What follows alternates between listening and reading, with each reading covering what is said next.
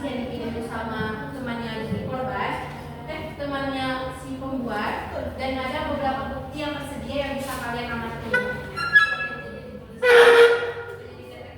Ya, oke, ini kelompok 2 dan yang kelompok 3 ini.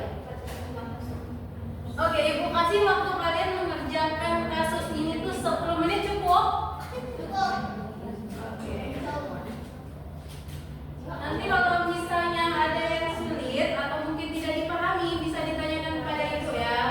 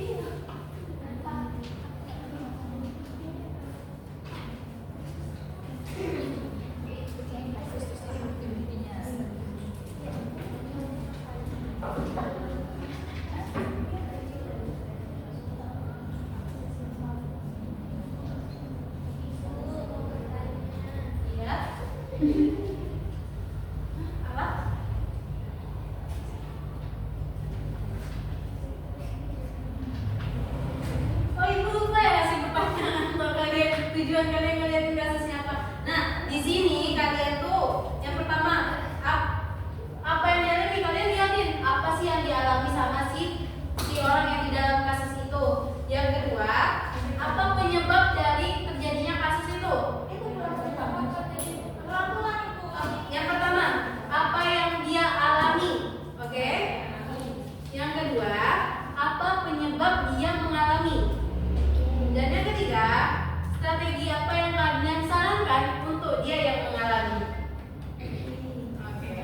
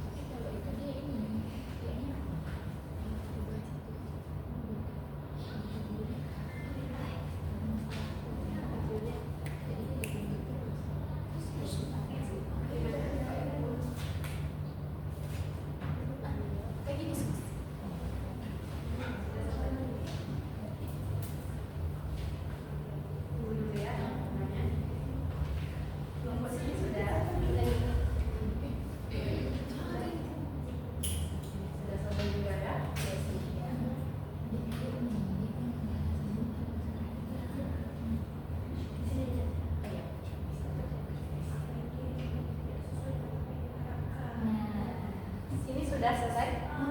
Baru selesai. Kalian kalau misalnya sulit-sulit boleh ditanyain ya.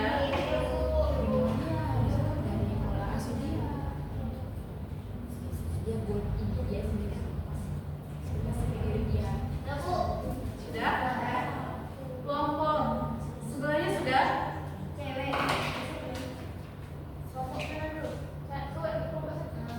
Oh, oke, kita mulai aja dulu. Ini kita mau nungguin atau mau langsung aja?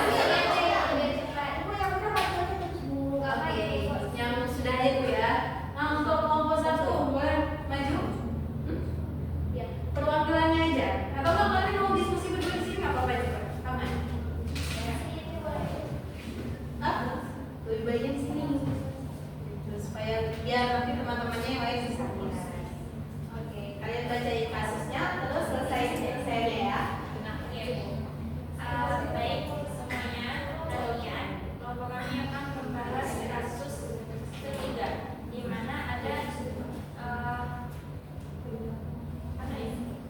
saya dia bernama Budi. Jadi Budi itu bertipe orang yang memiliki prinsip yang kuat dan visi yang jelas. Jadi dalam sebuah organisasi, Budi ini tuh merasa dipercaya menjadi pemimpin. Teman-teman yang lain boleh liatin kawannya ya. Karena nanti ibu minta saran nih dari kalian terkait dari kasus yang dibacain kawannya. Ya Bu. Oke.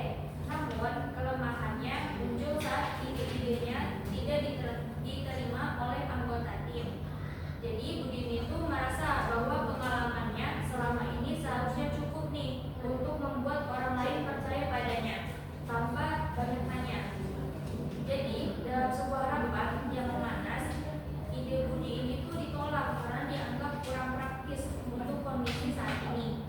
Alih-alih mendengarkan argumen teman-temannya, Budi ini tuh merasa harga dirinya itu terluka. Ia merespon dengan nada sarkastik di grup chat, menyatakan bahwa ia tidak bertanggung jawab jika proyek tersebut gagal. Budi memilih untuk lepas tangan sebagai bentuk protes. Baginya, lebih baik proyek itu berantakan daripada ia harus mengakui bahwa hidup orang lain itu lebih baik. Budi sedang bergelut dengan egonya yang sulit menerima kenyataan bahwa kerja sama tim membutuhkan kerendahan hati untuk berkompromi. Jadi, saya akan menjelaskan saya akan menjawab pertanyaan yang telah diberikan oleh Ibu tadi. Nah, pertanyaan pertama, apa yang dialami dalam kasus ini? Nah, pada kasus ini kita jelas bisa melihat bahwa si Budi ini merupakan seorang yang punya visi yang jelas tentang dirinya, dan Budi ini menganggap dirinya adalah orang yang kompeten, tapi di satu sisi dia ini tidak mau mendengar kritikan sedikit pun dari orang lain, hingga membuat proyeknya banyak risiko yang dihadapi. Lalu penyebab terjadinya karena di sini Budi memperkeruh situasi di mana dia menolak tanggapan dari orang lain dan menolak kritikan itu dipaksakan, hingga membuat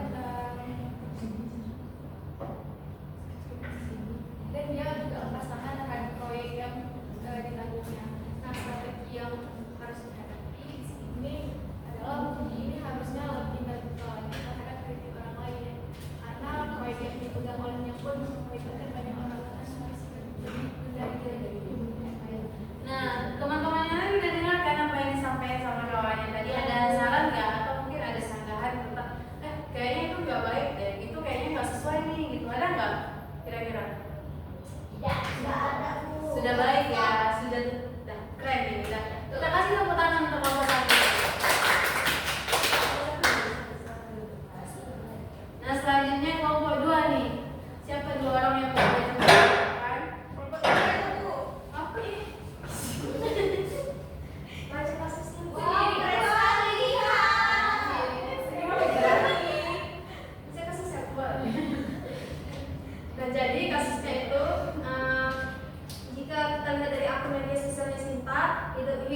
tampak sangat sempurna dan berwarna. Nah, dia tuh selalu mengunggah foto-foto estetik dengan caption yang ceria dan penuh semangat. Nah, namun di kenyataannya itu, di dunia nyata berbanding terbalik. Sinta ini adalah sosok yang sangat tertutup dan sering Sinta dan sering merasa cemas jika harus memulai percakapan tatap muka. Nah, pada suatu hari, Sinta duduk di kantin kampus. Ia melihat teman-teman sekelasnya melangkai tangan padanya.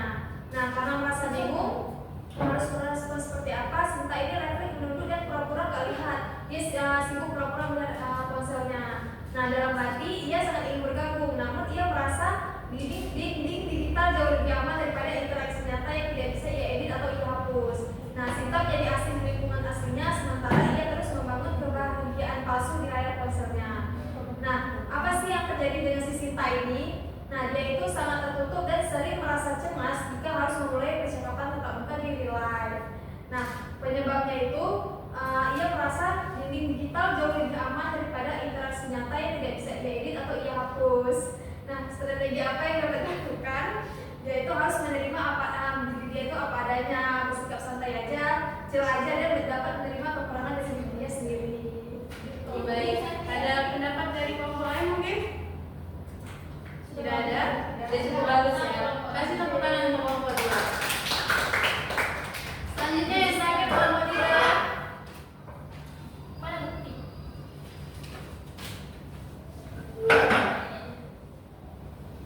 Hello. Next. Oke, jadi saya dari kelompok saya sebagai perosa perwakilan dari kelompok 3. Nah, di sini kami mendapatkan kasus yang namanya itu Dani, ya. Bukan Dani teman kita, tapi Dani lain.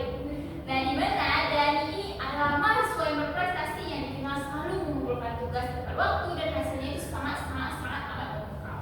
Nah, namun ternyata di balik itu semua Dani ini menyimpan ketakutan yang luar biasa, apa? Yaitu baginya nilai amin ya, bukan amin adalah sebuah bencana dan kritik dari dosen terasa seperti serangan pribadi. Jadi jangankan BC, amin aja itu udah sangat amat bencana bagi dia. Jadi dia maunya tuh yang A++ seperti itu. Nah, jadi pada kasus ini suatu malam saat sedang mengerjakan proyek kelompok di jam 2 dia chat ya. Dani merasa buntu, ia merasa riset yang dia lakukan di buat naskah itu tidak cukup mendalam dan presentasi yang dia buat itu kayak biasa-biasa aja, nggak akan memukau teman-temannya yang kayak wah di kelas gitu. Nah, alih-alih meminta bantuan, si Dani ini merasa dia bisa sendiri, cuman dia melakukannya itu karena sendiri tadi dia jadinya membebankan diri sendiri sampai pagi, jadi dia nggak tidur ya malam itu demi membuat tugas ini. Nah, kemudian ia berhenti membalas pesan di grup WA dan memilih untuk bergadang hingga subuh demi merubah total pekerjaannya. Nah, si Dani ini terjebak dalam pikiran bahwasannya jika hasilnya tidak sempurna, maka ia tidak berharga di mata teman-temannya dan di mata semua orang di muka bumi ini. Dani ini tidak hanya sedang melawan tugas, dia sedang melawan